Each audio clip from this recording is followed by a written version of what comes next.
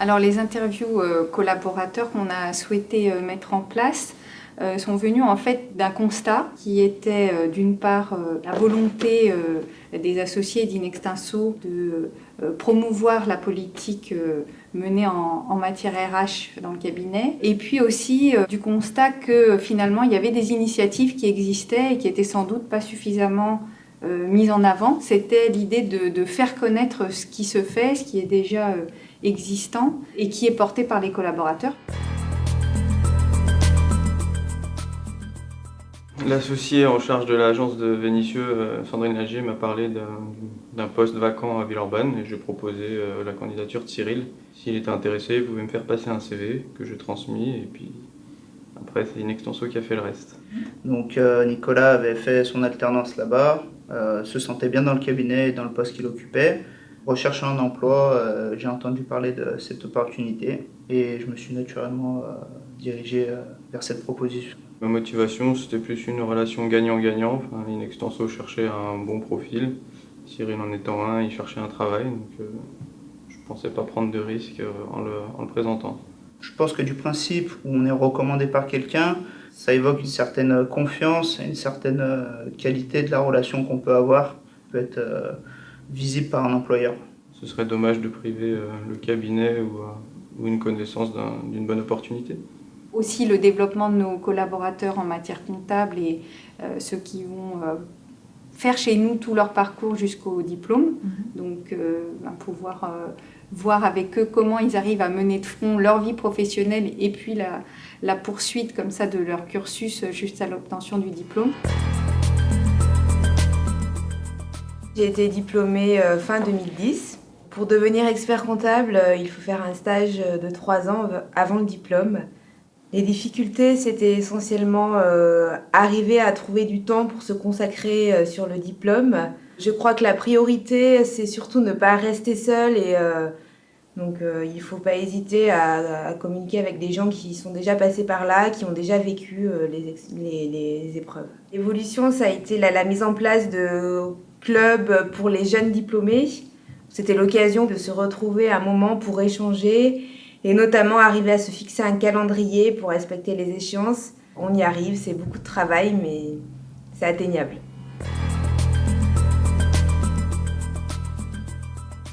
Donc je suis chargé clientèle à la Charbonnière.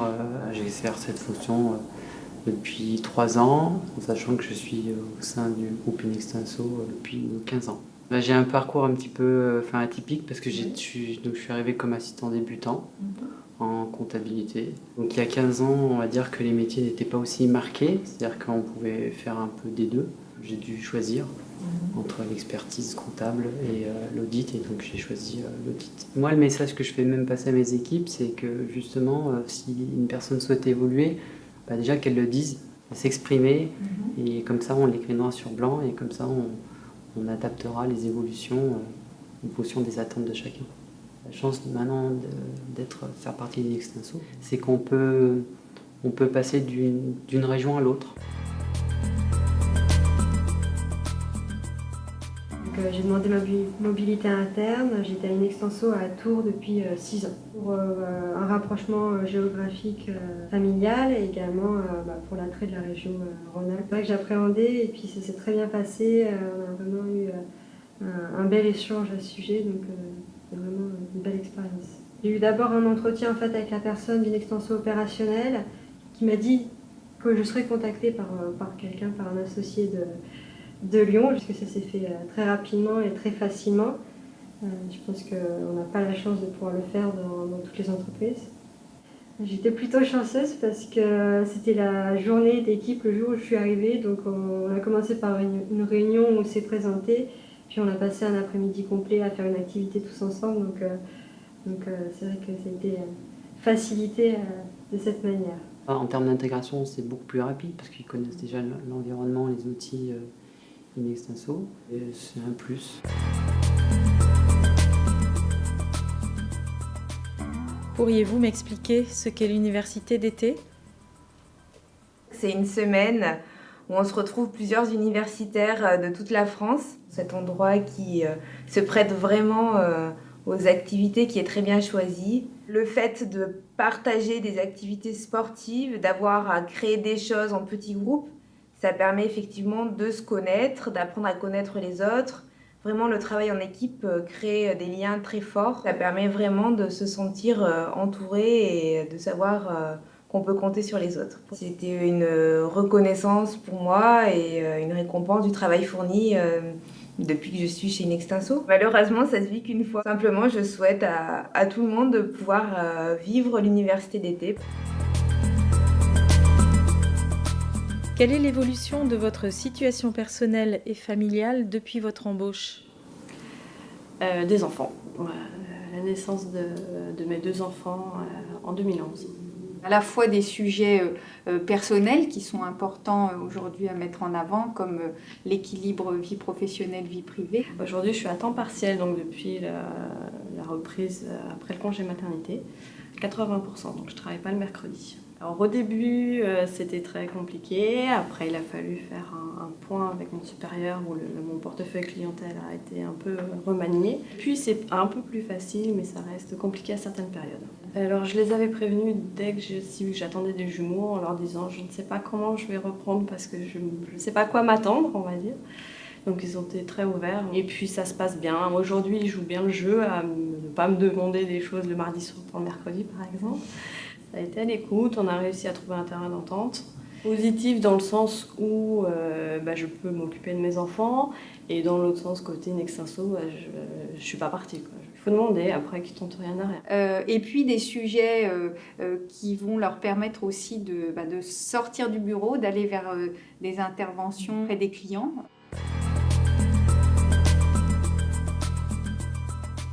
Alors essentiellement, c'est sous forme de ce qu'on appelle les 120 minutes. Donc ce sont des conférences d'information que l'on organise pour nos clients. Alors en termes de support, on a un gros soutien de la part d'IEO, et notamment d'Élodie Tabel et de son équipe qui nous prépare tous les supports, le PowerPoint. Puis après en interne, pour tout ce qui est réservation de salle, etc., invitation client, là c'est aussi un gros travail de la part de l'assistante de direction. Alors les difficultés, c'est plus la gestion du stress au préalable au début, puisque mine de rien, il y a une assemblée qui est quand même de plus en plus importante à chaque fois. Au départ, c'était un peu un challenge quand même, malgré tout, de sortir de son bureau, parce que là, on a une relation client, certes, qui est quotidienne, mais c'est souvent par téléphone. Donc du coup, là, c'est un face-à-face direct, frontal avec les clients. Là, ça permet en 2 heures de temps d'avoir une vision synthétique de toutes les nouveautés.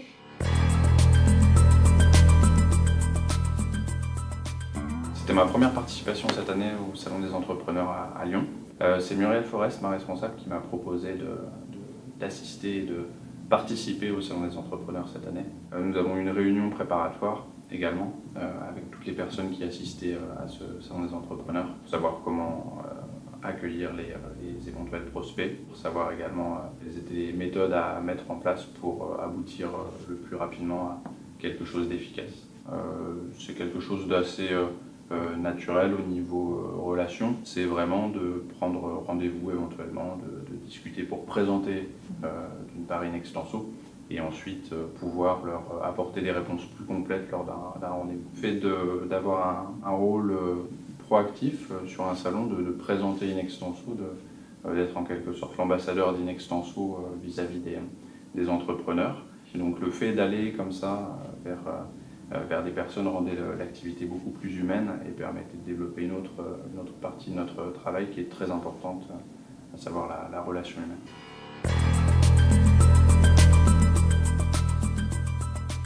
Vous faites partie du groupe de travail méthode et production. En quoi cela consiste ? Alors ce groupe de travail permet d'être plus efficace dans la gestion des outils, en mettant des procédés d'utilisation de ces outils. Donc c'est les associés qui ont décidé de ce groupe de travail. Très enrichissant parce que chacun apporte son savoir-faire, donc l'assistant jusqu'au chargé clientèle avec un associé. On essaye de faire un condensé en essayant de prendre les avis de tout le monde.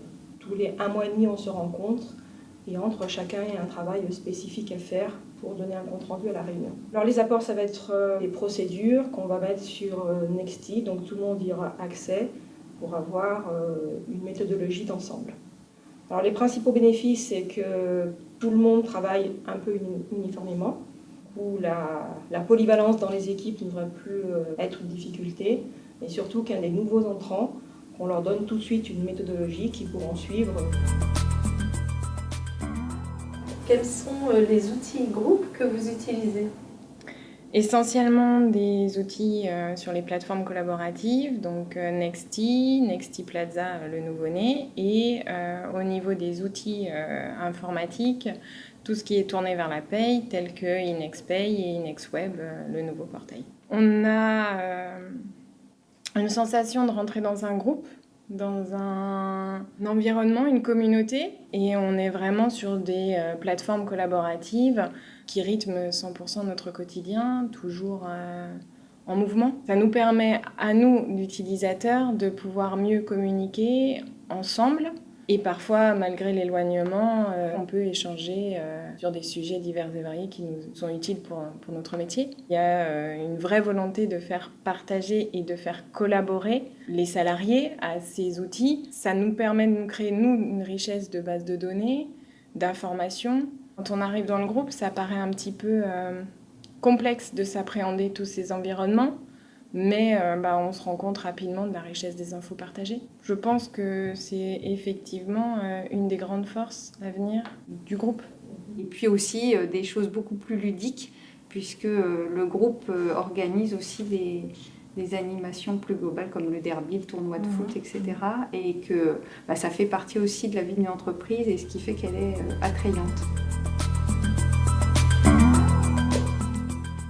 J'ai participé uniquement au derby et à la préparation pour le Run Lyon. J'ai fait également le derby cette année et j'ai fait également le tournoi de foot en septembre. J'avais déjà vu les vidéos des années auparavant et ça me tentait bien. Après j'ai vu que c'était très sportif. Ça m'a toujours tenté, l'année dernière ça m'avait déjà tenté et j'ai jamais franchi le pas. Et là cette année j'ai réussi à motiver Amélie donc je l'ai fait, voilà. Une bonne envie, une bonne motivation de voir ce que c'était, de voir ce qu'il fallait donner, de voir ce que les autres avaient fait les années passées. L'orientation, c'est une épreuve qui est phare tout au long du week-end. Et du coup, on a réussi à créer via notre planning Outlook plusieurs entraînements. En général, on essayait une fois par semaine. C'est très bien passé et je pense grâce à une bonne organisation en interne. Il y avait une cohésion qui était importante. Et une autre façon de voir le travail, c'est une autre forme d'entraide. C'est quelque chose que je recommande vraiment de faire parce que c'est une expérience qui est unique et vraiment très enrichissante, que ce soit sur le plan sportif ou même personnel. Et c'est quelque chose à vivre une fois dans sa vie. Franchir à la ligne, tous en train de se tenir les mains, c'est un moment magique. C'est un truc de fou, quoi, tout simplement.